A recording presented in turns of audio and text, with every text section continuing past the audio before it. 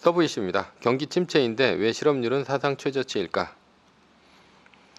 미국 실업률 낮은데 경기 침체 2차 대전 이후 처음이라는 이제 기사가 있는데요.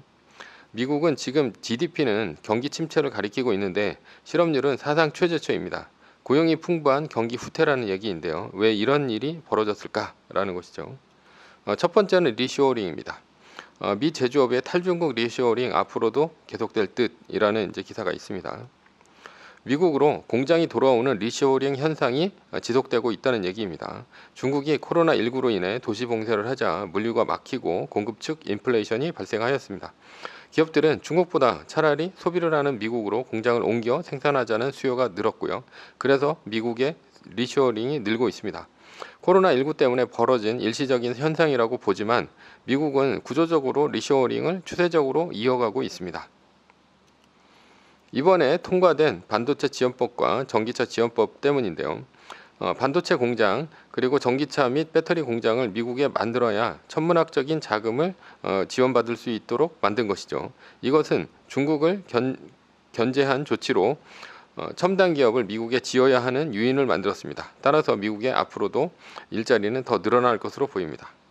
두 번째는 이민자 감소인데요. 트럼프 전 대통령 때 남미계 불법 이민자를 막으려던 장벽 건설이 효과를 보고 있는 중입니다. 민주당은 바이든이 정권을 잡고 이민자에게 유리하도록 국경 개방을 하려고 했으나 코로나19로 인해 무산되었고 이민자는 감소했죠. 따라서 불법 이민 감소로 인해 서비스업에서 저임금 노동력이 모자르게 되었고요. 지금은 미국의 서비스업이 구인난이 아주 심각합니다.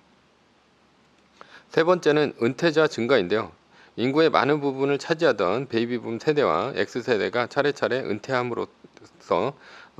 은퇴하게 됨으로써 노동력 부족이 심화되었습니다.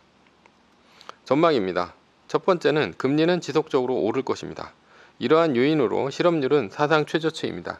그러자 연준은 일자리가 넘치니 경기 침체가 아니라 합니다.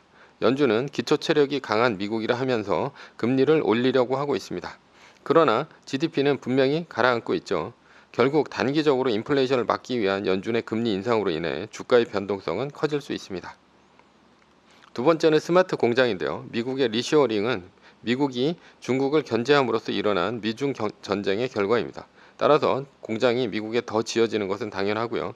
그러나 미국의 공장이 지어지면 결국 미국의 높은 인건비가 부담이 되죠. 따라서 공장 자동화, 로봇, 인공지능 등으로 스마트 공장으로 이제 가야 할 것으로 보입니다. 기술주는 앞으로도 유망하다 볼 수 있습니다. 세 번째는 전쟁의 장기화로 인한 인플레이션 지속인데요. 지금 유럽은 러시아가 가스를 조절함에 따라 천연가스 가격이 치솟고 있습니다. 겨울이 오면 더 많이 오르겠죠. 따라서 유럽은 미국으로의 의존이 더 커지고 있습니다. 미국도 이러한 유럽에 미국 쏠림이 싫지는 않습니다. 전쟁이 지속될수록 천연가스 가격이 올라 당연히 천연가스 수출국인 러시아가 좋습니다.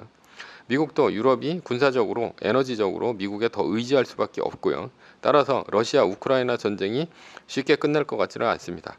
전쟁이 끝나지 않으면 유럽과 미국의 러시아 제재가 계속되고 인플레이션이 당분간 지속될 수밖에 없습니다. 금리 상승의 이유죠. 네 번째는 달러화 강세인데요. 연준이 금리를 지속적으로 올리면 달러화 강세는 지속될 수밖에 없습니다. 반면에 러시아의 천연가스의 의존으로 인해 영국을 비롯한 유럽은 물가가 치솟을 수밖에 없고 경기 침체를 겪을 수밖에 없습니다. 유로화는 달러 대비 약세를 지속할 수밖에 없죠. 원자재 가격 상승으로 원자재를 수입해야 하는 나라인 한국, 일본, 중국 등도 자국 통화의 약세가 지속됩니다. 인플레이션으로 인해 유럽인들은 전기세가 6배 오르고 생활 물가가 치솟자 생활고에 시달리고 허리띠를 졸라매고 있습니다. 이 얘기는 소비 강국은 미국 원탑으로 가고 있다는 얘기입니다. 미국의 달러가 강해지자 유럽으로 원정 쇼핑을 하는 미국인들이 늘고 있고요. 달러가 강하면 수입 물품이 싸지는 효과가 있죠. 가뜩이나 소비를 세계 최고로 많이 하는 나라인 미국이 더 많이 소비하게 생겼습니다. 세계의 미국 의존도는 더 커질 것이고 미국은 더 많이 무역 적자가 일어날 것입니다. 원래 수입과 수출은 플러스 마이너스 0이어야 정상입니다. 그런데 세계 각국이 다 무역 수지 흑자입니다. 이게 말이 됩니까? 이것은 다 미국이 세계의 무역 적자를 떠안아서 그렇다는 것이죠. 따라서 인플레이션 시대에 미국 무역 적자는 더 커질 것으로 보입니다.